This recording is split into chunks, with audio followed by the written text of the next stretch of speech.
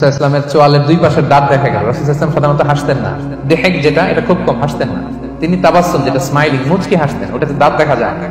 কিন্তু এই লোকের কাণ্ড দেখে, এই সাহাবী রাদিয়াল্লাহু তাআলা আনহুর কাণ্ড দেখে রাসূল ইসলাম হাসি আর থামে রাখতে পারলেন না। ফাদাহিকান নবী সাল্লাল্লাহু আলাইহি ওয়াসাল্লাম, রাসূল ইসলাম এমন হেসে দিলেন যে ওনার দাঁত দেখা গেল, এরকম হাসি উনি হাসেন না।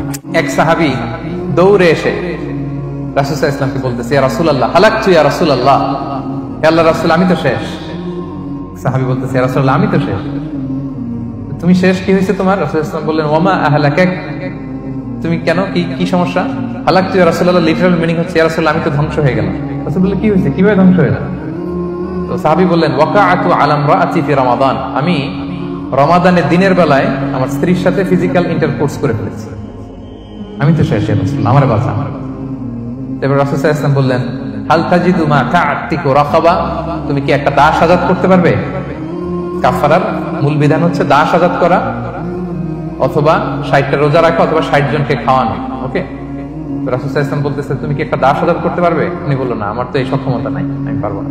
তো রাসূল সাল্লাল্লাহু আলাইহি ওয়াসাল্লাম বললেন, ফাহাল তাসতাতিউ আন তাসুমা শাহরাইনি মুতাতাবিআইন, তাহলে টানা 60 দিন রোজা রাখতে পারবে?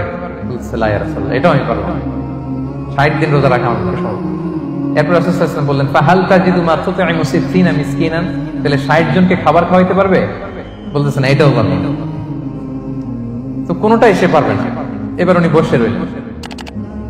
ফাউতিয়া বিআরাকিন ফিহি তাম, হঠাৎ করে রাসূল সাল্লাল্লাহু আলাইহি ওয়াসাল্লামের কাছে এক ঝুড়ি খেজুর আসলো। এবার রাসূল সাল্লাল্লাহু আলাইহি ওয়াসাল্লাম বললেন, সেই লোক কোথায় যে কিছুই করতে পারবে না, একে ডাকো। এবার আসলেন। রাসূল সাল্লাল্লাহু আলাইহি ওয়াসাল্লাম বললেন, তুমি দাস আযাদ করতে পারবে না, 60 দিন রোজা রাখার নিয়ম এটাও পারবে না, 60 জনকে খাওয়ানো এটারও সক্ষমতা নাই, তাহলে এই যে এক ঝুড়ি খেজুর আসছে আমার কাছে, সাদাকার খেজুর, যাও এটা তুমি দান করে দাও আল্লাহর রাস্তায়। এবার উনি বলতেছে, আ'লা আফকারা মিন্না ইয়া রাসূলুল্লাহ, আমার চেয়েও গরীব কাউরে দান করব? রাসূল সাল্লাল্লাহু আলাইহি ওয়াসাল্লাম বললেন, হ্যাঁ। উনি বলতেছে যে আমার চেয়ে গরীব মদিনায় কেউ নাই। উনি বললেন, ফামা বাইনা লাবাতাইহা আহলু বাইতিন আহওয়াজু ইলাইহি মিন্না ইয়া রাসূলুল্লাহ, এই মদিনায় আমার চেয়ে গরীব, মানে এটার প্রতি মুখাপেক্ষী আমার চেয়ে বেশি কেউ আর নাই।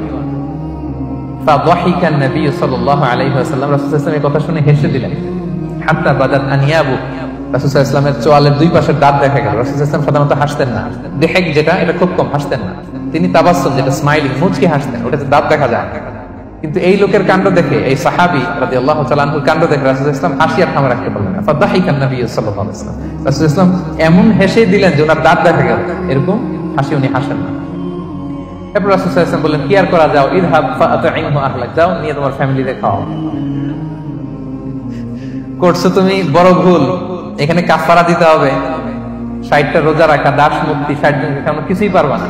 আসলো খেজুরের বক্স, তোমার সাহায্য করার জন্য দিলাম, যাও এটা সদকা করো। এখন তুমি বলতেছো তোমার চেয়ে গরীব আর মদিনায় কেউ নেই, তো কি আর করা, যাও তুমি খাও। তো এই মজার হাদিসটা এই কাফারা রিলেটেড হাদিসের মধ্যে এসেছে। তো যদি আপনি ভুল করে, আপনি যদি ইন্টেনশনালি ইচ্ছা করে যদি রোজা ভেঙে ফেলেন, প্রিয় ভাইরা, এটা কিন্তু বড্ড ভয়ঙ্কর। এটার জন্য আপনার কাফারা দিতে হবে, 60টা রোজা রাখতে হবে। এটা যদি না পারেন 60 জনকে খাওয়াতে হবে। কোনোটাই তো সহজ না, কি বলেন? অনেক ব্যয় সাপেক্ষ।